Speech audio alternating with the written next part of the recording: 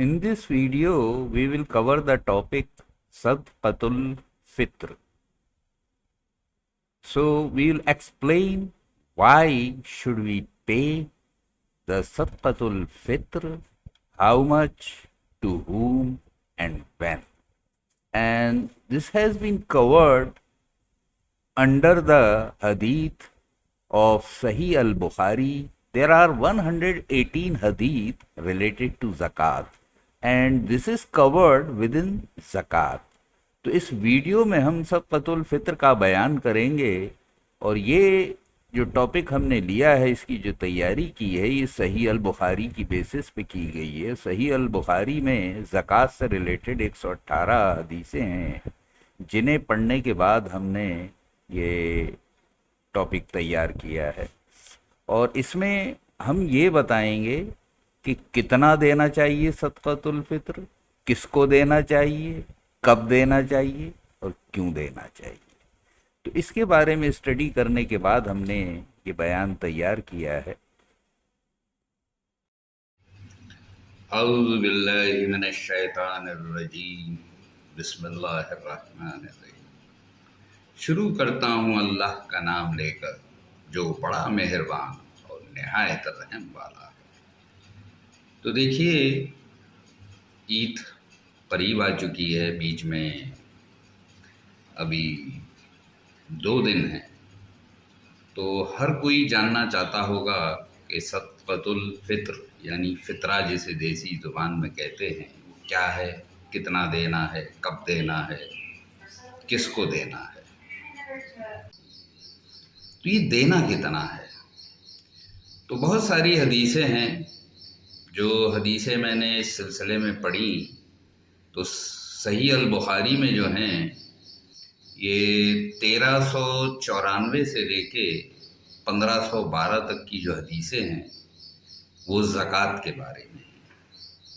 और उसमें से ख़ास तौर से जो मैंने पढ़ी, जो हमारे इस मौजू पे बिल्कुल सही उतरती हैं, यानी ख़ास तौर से फ़ितरे के या सदक़तुल फ़ित्र के लिए जो हैं, वो 1503 से लेके और 1512 तक। तो ज़्यादातर जो हदीसें हैं, उसमें जो हवाला दिया गया है कि हमें देना क्या है, तो देखिए, उस ज़माने में चूँकि ये मसला तो अरब का है, तो मक्का मदीना वग़ैरह में जो उस वक्त अनाज वग़ैरह यूज़ किया जाता था, जो ग़िज़ा लोग लेते थे, उसमें खजूर बहुत आम थी। तो सबसे पहले जो हवाला दिया गया है, वो खजूर का दिया गया है कि हर छोटे बड़े को, हर औरत मर्द को, हर ग़ुलाम और आम आदमी के लिए सदका जो है, सदक़तुल फ़ित्र जो है, वो ज़रूरी है। और इसकी जो मिक़दार है, वो खजूर का 1 सा, और 1 सा जो है, ये 3 किलो के बराबर होता है, 3 किलोग्राम। तो खजूर के बारे में भी, जौ के बारे में, किशमिश, अंजीर, चीज़ या पनीर वग़ैरह, ये चीज़ें उस ज़माने में दी जाती थी और आम तौर पे लोग खाया करते थे शायद। तो इसीलिए इन्हीं चीज़ों का हवाला उसमें है। जितनी भी हदीसें मैंने देखी, उनमें इन्हीं का हवाला है। उसमें गेहूं का हवाला भी बाद में आया है, जो हुज़ूर सल्लल्लाहु अलैहि वसल्लम के विसाल के बाद लोगों ने उसमें बढ़ाया है। तो शायद उसकी वजह ये होगी कि गेहूं की पैदावार उस वक़्त मक्का और मदीना में बहुत कम होती होगी, तो शायद लोग उस वक़्त ज़्यादा इसका इस्तेमाल नहीं किया करते थे। लेकिन बाद में जब ये पैदा होना शुरू हो गया, तो उसी के बारे में 1-2 हदीस मैंने देखी कि जब पैदा होना शुरू हुआ, तो और चीज़ों के मुकाबले इसकी मिक़दार आधी रखी गई। तो और चीज़ जो थी, उनमें 1 सा लिया गया था, इसमें आधा सा लिया था, यानी 1.5 किलो। तो अब यहाँ के हिसाब से आप ये समझ सकते हैं کہ اب ہندوستان کی اگر ہم بات کریں تو باقی سب کھجور وجور یہاں پہ تو بڑی مہنگی ہیں، تو کیسے سوچا جائے کہ یہ کیا ہے، اور کھجور میں ویریشن بہت ہے، جو یہاں کی لوکل کھجور ہے وہ تو 80-100 روپے مل جاتی ہے، تو اس کے حساب سے بھی اگر ہم 3 کلو کا حساب لگائیں تو کم سے کم 240 روپے بیٹھتے ہیں۔ اور اگر گیہوں کی بات کریں تو گیہوں تو 30-32 روپے ہے، اور اچھا مل کا آٹا یا کسی اچھی کمپنی کا اگر آٹا ہم لیتے ہیں تو وہ 40 روپے کے قریب بیٹھتا ہے پر کے جی، تو 1.5 کلو 60 روپے کا ہو گیا۔ اور اگر کھجور ہم نے 3 کلو لے لی تو مرے درجے کو 240 روپے کی، تو بڑا فرق ہے دونوں کی کوانٹٹی میں۔ اس کا وجہ یہی ہے کہ یہاں کھجور عام نہیں ہے، یہاں پہ زیادہ پیداوار گیہوں کی ہے، اور وہاں پیداوار گیہوں کی کم ہے، تو وہاں پہ اس لیے اس کی کوانٹٹی کم رکھی گئی تھی۔ لیکن جو حدیثوں میں جس طرح سے دیا گیا ہے، ایسا محسوس ہوتا ہے کہ اصل مقصد تو یہ تھا کہ ایک محنت کش آدمی جو ہے، محنت کرنے والا، بھئی ہم جیسا آدمی خالی قلم چلانے والا جو ہے وہ تو 3-4 چپاتی میں ہی اس کا زیادہ سے زیادہ کام ہو جاتا ہے، لیکن ایک مزدور آدمی جو ہے اس کو تو تنور کی روٹی بھی اگر آپ کھلا دیں تو ہو سکتا ہے وہ 10-12 روٹی کم سے کم کھا لے۔ تو آپ تو اس حساب سے سوچیں کہ ایک آدمی کی جو خوراک ہے اتنا تو ہمیں دینا چاہیے۔ تو آپ سستے سے کسی ڈھابے کی بھی اگر بات کریں، بھائی بالکل سڑک چھاپ جو ڈھابے ہوتے ہیں جس پہ غریب لوگ، مزدور لوگ کھاتے ہیں، اگر اس کا بھی حساب لگائیں تو 5 روپے کی ایک روٹی ہے، اور مرے درجے کو 40-50 روپے کی ایک پلیٹ سالن ہوتا ہے۔ تو اس حساب سے اگر 10 روٹی ہم لے لیں تو 50 روپے کی روٹی ہو گئی، 50 روپے کا سالن ہو گیا، تو یعنی 100 روپے میں آدمی بھر پیٹ کھا سکتا ہے۔ جس کا مقصد سمجھ میں آیا ہے میرے، وہ یہی ہے کہ آپ کسی غریب کو بھر پیٹ کھانا کھلا سکیں، کم سے کم اتنی مقدار ہمیں دینا چاہیے۔ تو میرے حساب سے 100 روپے جو ہے انڈیا کے حساب سے وہ کم سے کم مناسب ہے، تو اتنا اگر ہم لیں گے تو ایک غریب کا پیٹ اس میں بھر سکتا ہے۔ باقی زیادہ کے لیے تو یہ آپ کے اوپر ہے، آپ کی اپنی حیثیت، آپ کتنا خرچ کر سکتے ہیں، آپ کی کیا انٹینشنز ہیں۔ کئی خرچ کرنے کی کیپیسٹی ایک الگ چیز ہے، اور واقعی خرچ کرنا اور خرچ کرنے کی نیت یہ الگ چیز ہے، تو آپ کو سب کچھ اپنے حساب سے سوچنا ہوگا۔ لیکن جہاں تک میرا خیال ہے، میری ناقص رائے یہ ہے کہ ہندوستان کے حساب سے اگر ہم آج کے دور میں سوچیں تو مرے درجے کو 100 روپے تو ایک آدمی کو دیے جانے چاہیے۔ اور یہ دیکھیے، فطرہ جو ہے یہ آپ کے گھر میں جو بھی فرد ہیں سب کے لیے ضروری ہے۔ اب اس میں کچھ بچے بھی ہو سکتے ہیں، کچھ بوڑھے بھی ہو سکتے ہیں جو کما نہیں رہے ہیں، تو ان کی جگہ جو گھر میں کمانے والے ہیں ان کو وہ ادا کرنا ہوگا۔ مان لیجیے بچہ چھوٹا ہے، وہ تو کما نہیں سکتا، تو اس کی جگہ اس کے والدین دیں۔ والدین بہت زیادہ ضعیف ہیں، کام کرنے کے قابل نہیں رہے، تو اس کیس میں کیا کریں گے؟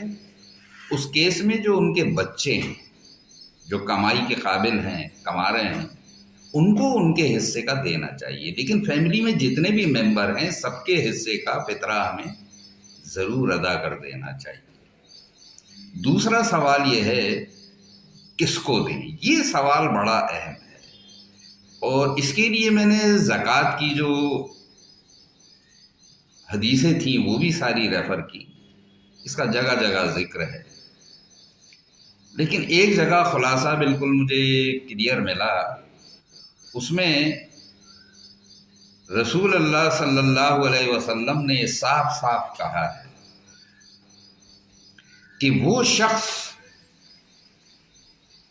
جس کی کمائی اتنی نہیں ہے کہ اپنے خرچے پورے کر سکے، لیکن محنت کش ہے، کسی کے آگے ہاتھ نہیں پھیلاتا، اس کو دینا سب سے بہتر ہے۔ بھائی مانگنے والوں کی تو کوئی کمی نہیں ہے، کچھ لوگوں کا پروفیشن بن گیا ہے، ہندوستان میں ان کی تعداد بہت زیادہ ہے، کہ کچھ لوگوں نے یہ پیشہ ہی بنا لیا ہے کہ محنت نہیں کرنا چاہتے، اس میں زیادہ مل جاتی ہے، آمدنی زیادہ ہو جاتی ہے۔ بھائی آپ بھیک مانگنا شروع کر دیں تو آج کے دور میں 5 سے کم کا تو نوٹ کسی کی جیب میں نہیں ہوتا ہے، تو اگر 5 روپے بھی دیے اور دن بھر میں اس نے گھوم پھر کے 500 روپے 500 لوگوں سے 5-5 روپے کے حساب سے 2500 روپے روز کے ہوتے، 2500 روز کے حساب سے 30 دن کے آپ لگا لیے کتنے ہو گئے، 75,000 روپے ہو گئے۔ 75,000 آج کے دور میں چھوٹا موٹا کاروبار کرنے والا بھی نہیں کما پاتا ہے۔ ایک دکاندار ہے، بتنیے کی دکان لیے بیٹھا ہے یا اور کسی چیز کی دکان، کپڑے کی دکان میں، تو بیچارہ اتنا نہیں کما سکتا، 2500 پورے دن میں نہیں کما پائے گا۔ ایک عام نوکری کرنے والا، مزدوری کرنے والا اتنا نہیں کما سکتا۔ ایک راج مزدور جو ہے اس کی مزدوری اس وقت 600 روپے ہے، اور وہ غریب کو لگتا تو ہے دیکھنے میں ہاں 600 روپے روز کما رہا ہے، مگر اس طرح کے محنت کش لوگوں کو روزانہ کام نہیں مل پاتا ہے۔ ایک دن کام مل گیا، ایک دن خالی بیٹھے ہیں، مہینے کا اگر آپ اوسط لگائیں تو 15-20 دن سے زیادہ نہیں آتا ہے، تو مہینے کا کیا ہو گیا، 10-12 ہزار روپے۔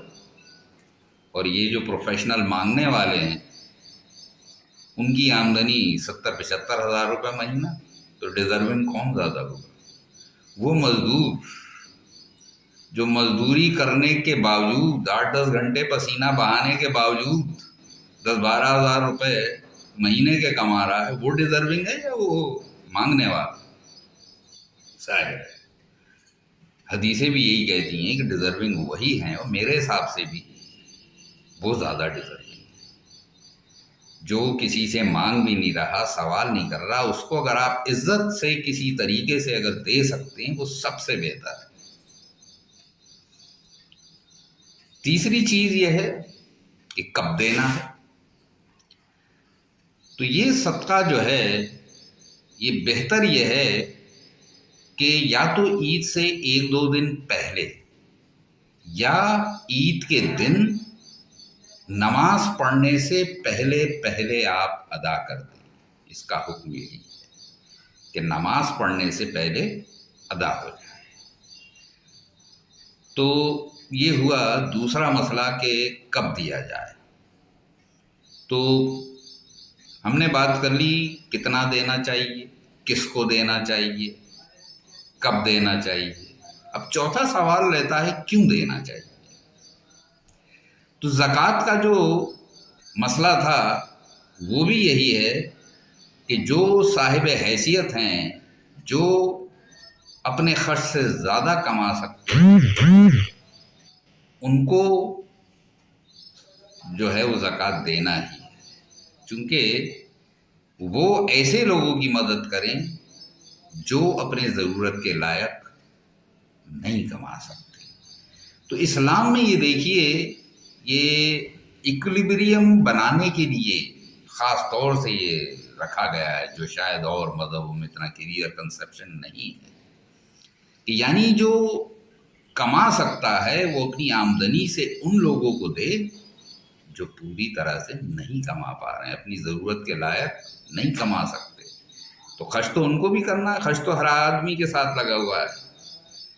پیٹ ہے، پیٹ کے لیے کمانا ہے، تن ڈھکنے کے لیے کمانا ہے، ہرس مرس کے لیے کمانا ہے، گھر کی اور ضرورتوں کے لیے کمانا ہے، گھر کو اپنا مینٹین کرنا ہے، اور ضرورت کی چیزیں خریدنا ہے۔ تو وہ سب تو ضروری ہیں ہر کسی کے لیے، تو انہیں بھی اپنا خرچ اٹھانا ہے، تو وہ خرچ کہاں سے اٹھائیں؟ تو ان لوگوں کے بارے میں بھی سوچنا ہے، اور ان لوگوں کو سوچنا ہے جو صاحب حیثیت ہیں، جو دینے کی حیثیت رکھتے ہیں، اور اس کی ایک منیمم کوانٹٹی ہے کہ اتنی مقدار ہونا چاہیے۔ گھر میں آپ کے یا تو زیورات ہوں، سونا چاندی اگر آپ رکھ سکتے ہیں اس کی بھی مقدار ہے کہ اتنا کم سے کم. اس کے بارے میں پھر کبھی بات کریں گے جب خاص طور سے زکوٰۃ کی بات ہوگی. اور دیکھیے اب عید پہ روزے ختم کرنے کے بعد ہر آدمی کو خوشی ہوتی ہے، عید کی خوشی منانا چاہتا ہے. اب آپ کے پاس پیسہ ہے، دولت ہے، آپ نے نئے کپڑے بھی بنا لیے، بڑھیا کھانے بھی پکا لیے، بچوں کو عیدی بھی بانٹ دی. لیکن وہ شخص جس کی اتنی آمدنی نہیں ہے کہ وہ گھر میں کھانے کے لیے لے آئے، اپنے بچوں کے کپڑوں کے لیے لا پائے، ان کو کچھ میٹھا کھلانے کے لیے لا پائے، تو ان لوگوں کی ذمہ داری ہے جو اپنا خرچ آسانی سے پورا کر رہے ہیں، تو ان لوگوں کو ان کی مدد کرنا چاہیے. اسی لیے یہ فطرہ جو ہے میرے حساب سے یہ رکھا گیا ہے. اس کا بالکل کلیئر کنسپشن تو مجھے نہیں ملا، میں نے کافی ڈھونڈا، لیکن میرے ذہن میں جو آیا ہے وجہ یہی ہو سکتی ہے. اللہ حافظ. صبر اسلامک فاؤنڈیشن. اگر آپ کو ہمارا چینل پسند آئے تو پلیز سبسکرائب کیجیے، لائک کیجیے اور بیل آئیکن دبانا نہ بھولیں.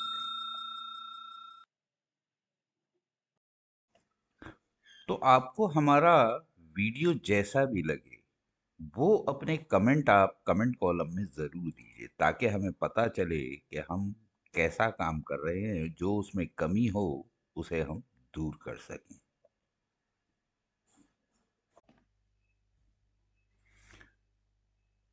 Please visit our channel again. براہ کرم ہمارے چینل پر دوبارہ آئیں. کرپا کر کے ہمارے چینل پر پھر پدھاریں.